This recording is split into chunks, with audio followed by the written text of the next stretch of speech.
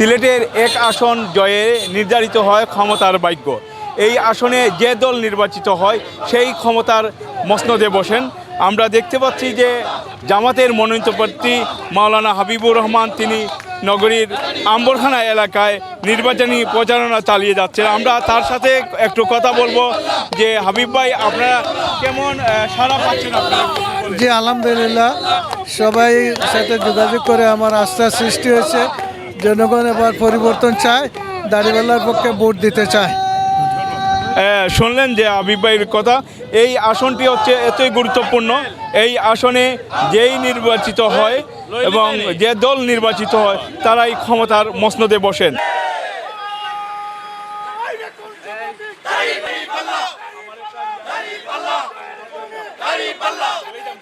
সিলেটে যে রাজনৈতিক সম্প্রীতি সেটা আপনারা দেখুন যে ঠিক আমার বাম পাশে দানের শীষের প্রতীক নিয়ে যিনি নির্বাচন করছেন খন্দকার আব্দুল মুক্তাদির, এবং ঠিক আমার পিছনে জামাতে ইসলামের যিনি মনোনীত প্রার্থী দাড়িপাল্লা নিয়ে নির্বাচন করছেন মাওলানা হাবিবুর রহমান, তারা দুজনই একসাথে নির্বাচনী প্রচারণা চালিয়ে যাচ্ছেন।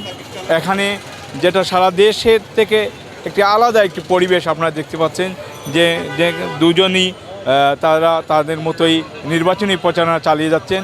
এখানে আমরা দেখতে পাচ্ছি যে খন্দকার আব্দুল মুক্তাদির তিনি দাঁড়িয়ে আছেন, আর ঠিক সামনে যিনি আছেন জামাতে ইসলামের প্রার্থী যিনি দাড়িপাল্লার প্রতীক নিয়ে নির্বাচন করছেন মাওলানা হাবিবুর রহমান। সিলেটে আসলে রাজনৈতিক একটি সম্প্রীতি আছে, সেটা এই পরিবেশ দেখলে আসলে বোঝা যাচ্ছে। দুই দলের দুই প্রার্থী একই স্থানে আছেন। সারা বাংলাদেশের থেকে একটা আলাদা পরিবেশ এই জায়গায় আপনারা দেখতে পাচ্ছেন। আমরা খন্দকার আব্দুল মুক্তাদির যিনি দানের শীষের প্রতীক নিয়ে নির্বাচন করছেন তার সাথে আমরা কথা বলবো। আমরা যেখানে যাচ্ছি মানুষ স্বতঃস্ফূর্তভাবে আমাদের গ্রহণ করছে।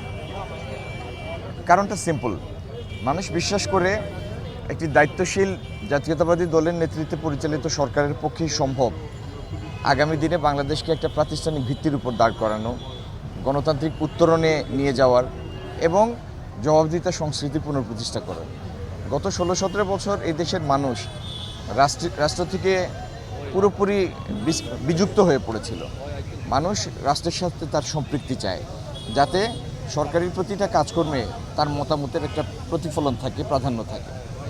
এই কাজটা করার এই ব্রিজ তৈরি করার সক্ষমতা আছে বিএনপি সরকারের। বিএনপি অতীতেও করে দেখিয়েছে, আগামী দিনেও ইনশাল্লাহ করে দেখাবে। আমরা দেখতে পাচ্ছি যে এখানে যে 4 নম্বর আসনতে সিলেটের 4 নম্বর আসন থেকে যিনি নির্বাচন করবেন সাবেক মেয়র আরিফুল হক চৌধুরী তিনি এসেছেন খন্দকার মুক্তাদিরের নির্বাচনী প্রচারণাতে নগরীর আম্বরখানা এলাকাতে। এখানে তিনি সকল কাউন্সিলর যারা আছেন তাদেরকে নিয়ে এই নির্বাচনী প্রচারণা চালাচ্ছে।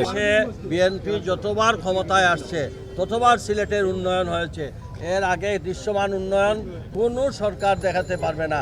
কাজেই আমরা মনে করি এই সময়ের জন্য বাংলাদেশ জাতীয়তাবাদী দল সর্বক্ষেত্রে আমরা ধানের চড়ার পক্ষে এক এবং অভিন্ন।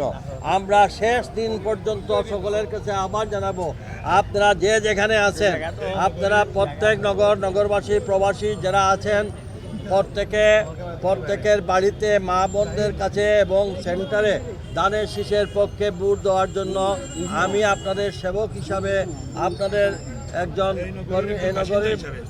আমি আপনাদের কাছে আবেদন জানাচ্ছি।